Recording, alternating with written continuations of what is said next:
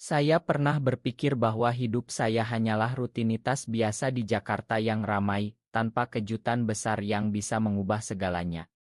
Sampai hari itu tiba, ketika saya menemukan seorang pria terluka parah di gang sempit belakang pasar malam, darahnya mengalir deras, dan mata saya bertemu dengan tatapnya yang penuh kemarahan campur putus asa. Apa yang saya lakukan selanjutnya bukan hanya menyelamatkan nyawanya, tapi juga menjerumuskan saya ke dalam pusaran cinta terlarang yang penuh pengkhianatan. Nama saya Ari, seorang pemuda biasa berusia 25 tahun yang bekerja sebagai guru sekolah dasar di pinggiran Jakarta. Hidup saya sederhana, bangun pagi, mengajar anak-anak, pulang ke rumah kecil yang saya sewa bersama adik perempuan saya, dan sesekali nongkrong di warung kopi dengan teman-teman. Tidak pernah terpikir oleh saya untuk terlibat dalam dunia gelap yang penuh kekerasan. Tapi malam itu, saat hujan deras mengguyur ibu kota, saya memutuskan untuk pulang lewat jalan pintas. Suara jeritan samar-samar membuat saya berhenti. Di sana, di antara tumpukan sampah dan air genangan, tergeletak seorang pria tinggi besar dengan luka tusuk di perutnya. Wajahnya tampan tapi kasar, dengan tato naga melingkar di lengan yang terlihat dari baju robeknya. "Tolong. Jangan panggil polisi," bisiknya lemah saat saya mendekat. Hati saya berdegup kencang. Mengapa saya tidak lari saja? Mengapa saya malah membantunya? Mungkin karena mata hitamnya yang memohon, atau karena saya ingat ayah saya yang pernah mati karena kekerasan jalanan. Saya angkat tubuhnya yang berat, bawa ke rumah sakit terdekat dengan taksi yang kebetulan lewat. Dokter bilang luka itu dalam, mungkin dari perkelahian geng. Saat dia sadar, namanya Budi, katanya. "Kamu selamatkan aku, sekarang kamu tanggung jawab," katanya dengan suara serak, tapi ada senyum miring di bibirnya. Saya tertawa gugup, tapi dia serius. Budi ternyata bukan orang sembarangan. Dia adalah deraja jalanan di kawasan Tanah Abang, pemimpin geng kecil yang menguasai perdagangan gelap. Dia bilang saya harus melindunginya sementara dia sembuh karena musuhnya sedang memburu. Awalnya saya tolak. "Saya bukan pahlawan, Mas," kata saya. Tapi Budi memaksa, mengancam akan mengungkap identitas saya ke gengnya jika saya tinggalkan dia. Akhirnya, saya bawa dia ke rumah saya yang sempit. Adik saya, Siti, kaget tapi diam saja setelah saya jelaskan. Malam-malam pertama penuh ketegangan. Budi tidur di kamar tamu, saya jaga lukanya, ganti perban, masak bubur untuknya. Dia cerewet, sering marah-marah karena sakit, tapi kadang mata kami bertemu dan ada sesuatu yang aneh, seperti getaran listrik. "Kenapa kamu baik banget sama orang asing kayak aku?" tanyanya suatu malam. Saya diam karena saya sendiri tidak tahu. Mungkin karena saya kesepian. Sejak ayah meninggal, saya jarang dekat dengan siapapun. Teman-teman tahu saya gay, tapi di Indonesia ini itu rahasia besar. Budi sepertinya tidak tahu atau mungkin dia tidak peduli. Hari-hari berlalu dan kami mulai bicara lebih dalam. Budi cerita tentang masa kecilnya di desa di Jawa Tengah, bagaimana dia lari ke Jakarta karena keluarga miskin, terjerumus ke dunia hitam untuk bertahan hidup. "Aku bukan orang jahat, Ri. Cuma dunia ini yang memaksa," katanya. Saya panggil dia Mas Budi dan dia panggil saya Ri. Ada kehangatan yang tumbuh, tapi saya tekan dalam hati. Ini gila, pikir saya. Dia strike, pemimpin geng, dan saya hanya guru biasa. Tapi suatu sore, saat hujan lagi, dia pegang tangan saya saat saya ganti obat. "Terima kasih," bisiknya. Jantung saya berhenti sejenak. Apakah ini awal dari sesuatu? Atau hanya ilusi? Malam itu, saya tidak bisa tidur, memikirkan tatapannya. Apa yang akan terjadi jika dia tahu perasaan saya? Konflik dalam hati saya mulai bergolak, antara takut dan harap. Budi sembuh perlahan, tapi musuhnya mendekat. Saya dengar bisik-bisik di pasar bahwa geng rial mencari dia. Saya khawatir, tapi Budi bilang dia akan pergi segera. Tapi sebelum itu aku mau balas budi, katanya. Dia ajak saya jalan-jalan ke pantai Ancol, katanya untuk refreshing. Di sana, di bawah matahari terbenam, kami duduk di pasir. Kamu beda, Ri. Kamu bikin aku pengen jadi orang baik, katanya tiba-tiba. Saya tersipu, tapi hati saya berbunga. Apakah dia merasakan hal yang sama? Tapi malam itu, saat kami pulang, ada bayangan mengikuti kami. Budi tegang pegang pisau kecil di sakunya. Mereka datang, bisiknya. Ketakutan menyelimuti saya. Apa yang saya lakukan? Mengapa saya biarkan ini terjadi? Konflik semakin dalam dan saya tahu ini baru permulaan. Pagi berikutnya, Budi sudah siap pergi. Lukanya hampir sembuh dan dia bilang harus menyelesaikan urusan dengan genya. Jangan ikut campur, Ri. Ini dunia aku, katanya tegas. Tapi saya tidak bisa diam. Malam sebelumnya, di pantai, ada momen ketika tangannya menyentuh bahu saya lebih lama dari biasanya, dan mata kami saling pandang. Itu bukan ilusi, pikir saya. Ada sesuatu di sana, sesuatu yang membuat hati saya sakit jika dia pergi. Biarkan aku bantu, desak saya. Budi gelengkan kepala, tapi akhirnya setuju. Kami bertemu dengan anak buahnya di sebuah gudang tua di pinggir Kali Ciliwung. Suasana tegang, bau amis sungai campur asap rokok. Anak-anak buah Budi hormat padanya, panggil Bos. Mereka cerita bahwa geng Rial, dipimpin oleh seorang bernama Joko, ingin merebut wilayah. Joko adalah mantan sahabat Budi yang berkhianat karena rebutan kekuasaan. Dia yang tusuk aku, kata Budi dingin. Hati saya ciut. Ini bukan dunia saya. Tapi melihat Budi tegar, saya diam. Malam itu, rencana dibuat, serangan balik. Saya tidak ikut, tapi tunggu di rumah dengan gelisah. Pikiran saya penuh konflik. Mengapa saya peduli begini? Karena saya jatuh cinta. Ya, saya akui dalam hati. Budi dengan segala kekasarannya, punya sisi lembut yang hanya saya lihat. Saat dia kembali malam itu, wajahnya pucat, tapi menang. Selesai, katanya singkat.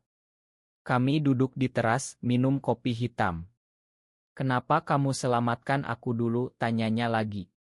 Saya cerita tentang ayah saya yang mati karena perkelahian serupa. Aku takut kehilangan orang lagi, kata saya pelan. Budi diam, lalu pegang tangan saya. Aku juga takut kehilangan kamu, bisiknya. Detik itu, dunia berhenti. Apakah ini pengakuan? Saya tarik napas dalam, tapi sebelum saya bicara, telepon berdering. Itu Joko, katanya ingin bertemu Budi sendirian. Ini jebakan, kata saya. Budi setuju, tapi dia bilang harus pergi untuk akhiri semua. Saya ikut, sembunyi di belakang. Di tempat pertemuan, sebuah lapangan kosong di pinggir kota, Joko datang dengan senyum licik. Kamu selamat ya, Bud. Tapi sekarang serahkan wilayahmu. Budi tolak, dan perkelahian pecah. Saya lihat dari jauh, hati berdegup. Budi kuat, tapi Joko curang bawa pisau. Saat Budi jatuh, saya lari keluar, teriak. Jangan. Joko kaget, tapi Budi bangkit, pukul Joko. Akhirnya, Joko lari. Budi terluka lagi, tapi tidak parah. Di rumah, saat saya obati, dia tarik saya dekat. Kamu gila, Ri. Kenapa ikut? Karena aku cinta kamu, blur saya tiba-tiba. Budi diam, mata melebar. Lalu, dia peluk saya erat.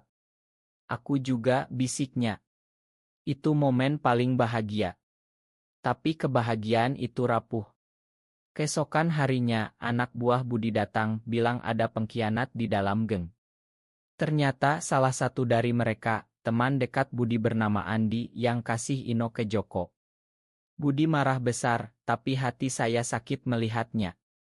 Kenapa orang terdekat selalu khianati, gumamnya. Saya pegang bahunya, tapi dalam hati saya takut. Apakah cinta kami bisa bertahan di dunia ini? Konflik semakin mendalam antara dunia budi yang gelap dan keinginan saya untuk hidup normal. Hari-hari berikutnya, Budi sibuk membersihkan gengnya. Saya kembali mengajar, tapi pikiran selalu ke dia. Suatu malam, dia datang dengan wajah murung. Aku mau keluar dari ini semua, Ri. Demi kamu. Hati saya berbunga lagi. Kami rencanakan pindah ke Bali, mulai hidup baru. Tapi sebelum itu, Budi harus selesaikan satu urusan terakhir, bicara dengan Joko untuk damai. Saya khawatir, tapi dukung. Malam pertemuan, saya tunggu di rumah. Jam demi jam berlalu, Budi tidak pulang. Telepon saya berdering, suara Andi, bos diculik Joko. Dunia saya runtuh. Mengapa ini terjadi? Apakah pengkhianatan ini tak pernah berakhir? Saya harus bertindak, tapi bagaimana? Konflik dalam hati saya memuncak, antara takut mati dan cinta yang membara. Malam itu, saya tidak bisa diam, hati saya seperti terbakar, memikirkan Budi di tangan Joko. Andi yang ternyata menyesal atas pengkhianatannya, beritahu lokasi, sebuah gudang tua di pelabuhan Tanjung Priok. Aku salah, Ri. Aku iri sama kedekatan kalian, katanya. Saya marah, tapi sekarang bukan saatnya. Saya ambil taksi ke sana, tangan gemetar. Di gudang gelap dan lembab, bau garam laut campur darah. Saya sembunyi di balik kontainer, lihat Budi dekat, wajahnya berdarah. Joko berdiri di depannya, tertawa. Kamu pikir bisa keluar begitu saja? Wilayah ini milikku sekarang. Budi diam, tapi matanya penuh amarah. Hati saya sakit melihatnya. Mengapa dunia ini begitu kejam? Saya ingat masa kecil saya, ketika ayah dianiaya karena hutang, dan saya bersumpah tidak akan biarkan orang yang saya cintai menderita. Dengan nekat, saya ambil batu besar, lempar ke Joko. Dia terjatuh, dan kekacauan pecah. Anak buah Joko lari mengejar saya, tapi Andi datang dengan anak buah Budi yang setia. Perkelahian sengit, suara pukulan dan jeritan memenuhi udara. Akhirnya, kami menang. Budi bebas, peluk saya erat. Kamu selamatkan aku lagi, Ri. Air mata saya jatuh. Di rumah sakit, saat dokter obati luka-lukanya, Budi pegang tangan saya. Makan aku bawa kamu ke dunia ini. Saya gelengkan kepala. Aku rela asal bersama kamu. Saat itu, cinta kami semakin dalam. Tapi pengkhianatan Andi masih menghantui. Budi makan dia, katanya untuk akhiri siklus kebencian. Kita semua manusia, punya kesalahan, katanya. Saya kagum pada kebesaran hatinya. Hari-hari berikutnya, Budi benar-benar keluar dari geng. Dia jual asetnya, bagi uang ke anak buah, dan kami pindah ke Bali. Di sana, di sebuah rumah kecil dekat Pantai Kuta, hidup baru dimulai. Saya dapat kerja mengajar di sekolah lokal, Budi buka usaha kecil jual makanan. Pagi-pagi kami jalan di pantai, tangan bergandengan, meski hati-hati karena masyarakat Indonesia masih konservatif. Aku bahagia, Ri, katanya suatu pagi. Saya senyum, tapi dalam hati ada bayangan. Apakah masa lalu akan kembali? Konflik itu masih ada, tapi sekarang lebih ke dalam, bagaimana kami hadapi pandangan orang. Suatu hari, adik saya Siti datang berkunjung. Dia tahu tentang kami dan dukung. Kalian pantas bahagia, Kak, katanya. Tapi di Bali, ada gosip mulai beredar. Tetangga curiga melihat kami terlalu dekat. Budi khawatir, tapi saya bilang kita hadapi bersama. Malam itu, kami bicara panjang tentang masa depan. Aku mau nikah sama kamu, Ri. Meski tidak resmi di sini, katanya. Hati saya meleleh. Tapi tiba-tiba, telepon berdering. Itu Joko dari penjara. Aku belum selesai, ancamnya.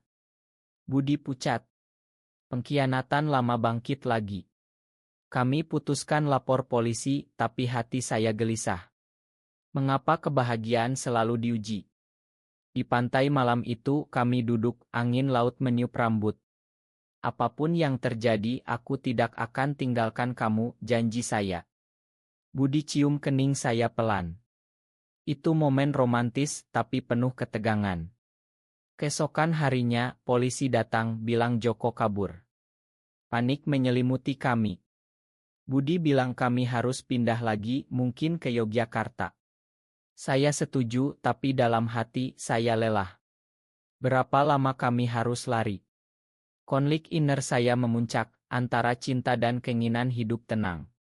Tapi melihat Budi, saya tahu dia layak diperjuangkan.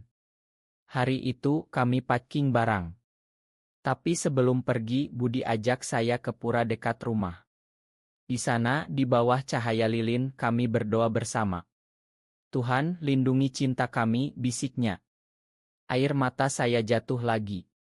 Ini bukan akhir, tapi ujian baru.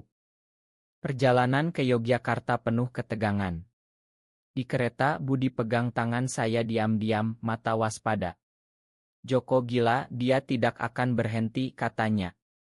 Saya diam, tapi hati saya berat. Mengapa cinta kami harus begini? Di Yogya, kami sewa rumah kecil di pinggir Malioboro. Suasana kota yang ramai bikin kami sedikit tenang. Saya dapat kerja di sekolah lagi, Budi buka warung kopi kecil. Hari-hari awal indah, jalan-jalan ke Candi Borobudur, makan gudeg bersama, curi-curi pandang. Ini hidup yang aku impikan, kata Budi suatu malam. Saya senyum peluk dia. Tapi bayangan Joko masih ada. Polisi bilang mereka sedang buru, tapi tidak ada kabar. Suatu hari, saat saya pulang mengajar, rumah kosong. Budi hilang.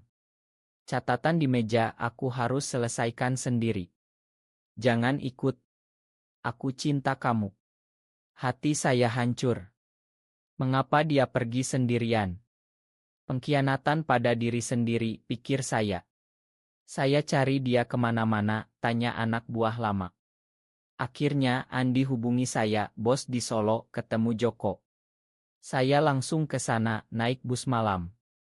Di Solo, di sebuah alun-alun tua, saya temukan mereka. Budi dan Joko sedang bicara tegang. Kenapa kamu khianati aku dulu, tanya Budi.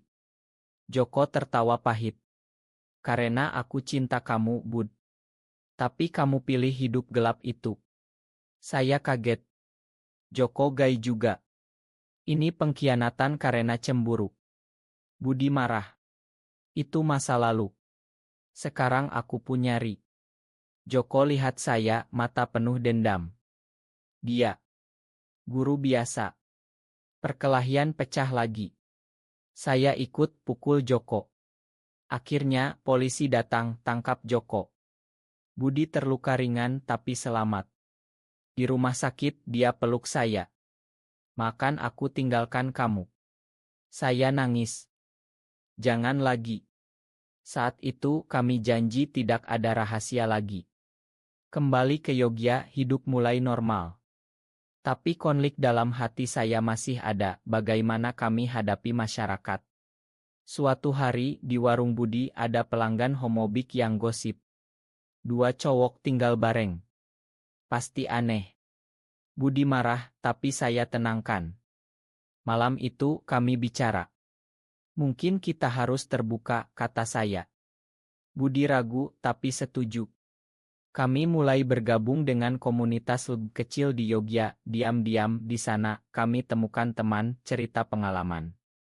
Kalian beruntung punya satu sama lain, kata seorang teman. Ya, kami beruntung.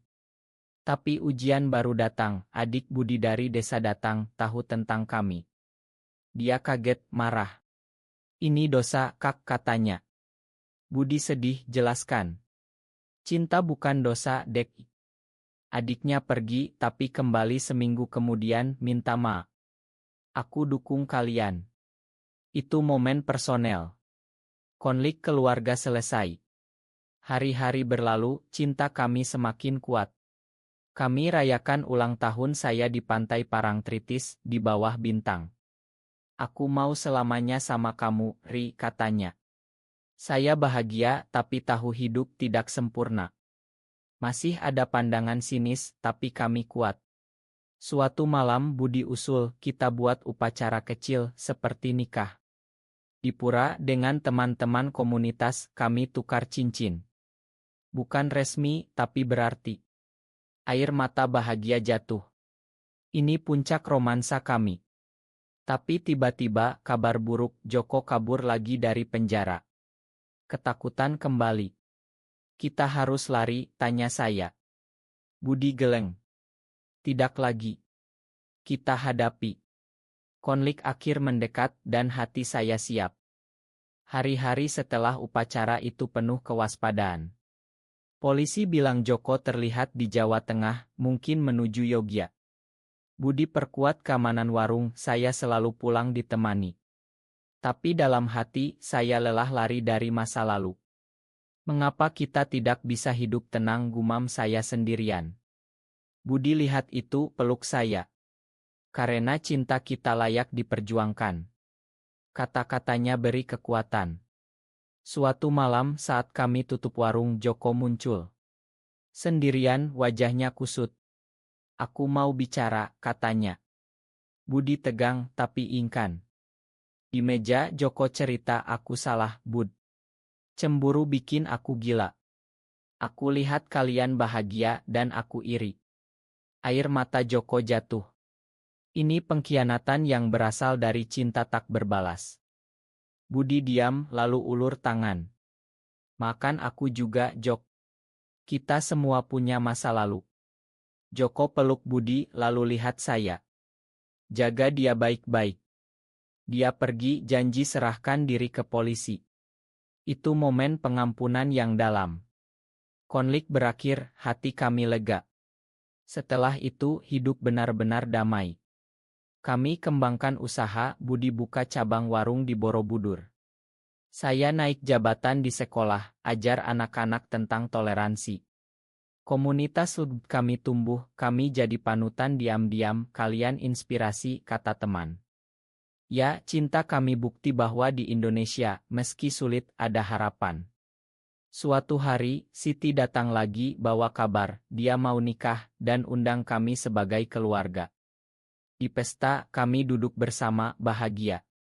Terima kasih udah selamatkan Kak Budi, bisik Siti. Saya senyum. Malam itu, di rumah, Budi dan saya duduk di teras, lihat bintang. Dari hari aku temukan kamu terluka, sampai sekarang, semuanya berubah, kata saya. Budi cium tangan saya. Dan aku bersyukur. Konflik inner saya hilang, diganti kedamaian. Tapi hidup terus bergerak. Budi usul adopsi anak yatim, bantu mereka seperti kami dulu. Kami lakukan, ambil seorang anak laki-laki bernama Dino. Mengajar dia, lihat dia tumbuh, bikin kami lengkap. Ini keluarga kita, kata Budi. Ya, meski tidak konvensional, ini indah. Tahun berganti, kami tua bersama. Di usia 40, kami duduk di pantai lagi, ingat masa lalu. Apa kamu menyesal, tanya saya. Budi geleng. Tidak pernah. Cinta kami, penuh drama dan pengkhianatan, akhirnya jadi cerita personal. Di Indonesia yang berubah perlahan, kami harap jadi contoh. Konflik masyarakat masih ada, tapi kami lawan dengan cinta. Suatu hari, Dino tanya, kenapa kalian berdua? Kami cerita dan dia paham. Aku bangga. Itu puncak kebahagiaan. Tapi kesehatan Budi menurun karena luka lama. Di rumah sakit, dia pegang tangan saya. Jangan sedih, Ri.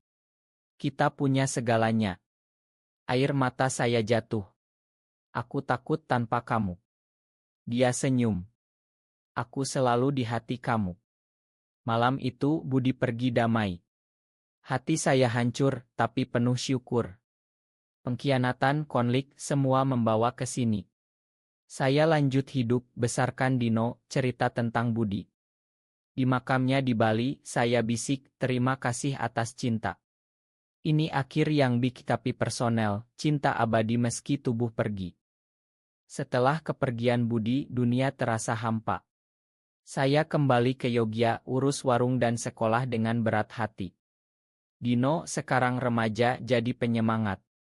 Ayah Budi pasti bangga sama ayah, katanya. Ya, kami panggil satu sama lain ayah. Komunitas dukung saya, cerita pengalaman serupa. Cinta sejati tidak pernah mati, kata mereka.